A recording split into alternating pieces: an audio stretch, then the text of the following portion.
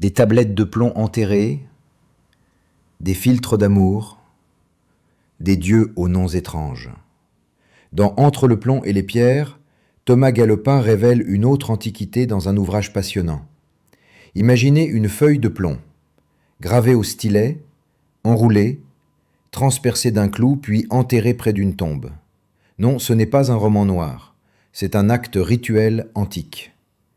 Dans cet ouvrage passionnant, Thomas Galopin révèle comment, entre la Grèce classique et Rome impériale, les hommes et femmes ordinaires s'adressaient aux puissances divines dans des rites où l'amour, la vengeance, la maladie ou la justice se jouaient. La magie antique, nous dit-il, n'est pas marginale, elle est au cœur des pratiques religieuses. On y apprend que les dieux invoqués sont bien connus, Hécate, Hermès, Pluton, mais aussi que leurs noms se mêlent à des vocables étrangers, égyptiens ou hébraïques. Les tablettes, les gemmes, les papyrus sont autant de supports pour dire l'indicible. Derrière chaque incantation, une voix, celle d'un esclave, d'un artisan, d'un amant ou d'une victime de vol. Ce n'est pas une histoire de sorcellerie, c'est une histoire du langage rituel, du pouvoir accordé à l'écrit et de la manière dont les anciens formulaient leurs désirs, leurs colères, leurs peurs.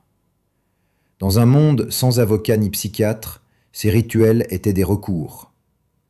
Thomas Galopin nous guide avec précision dans cet univers pluriel à la croisée des cultures. Un ouvrage érudit, accessible et profondément humain. Si cet épisode vous a plu, prenez une seconde pour vous abonner.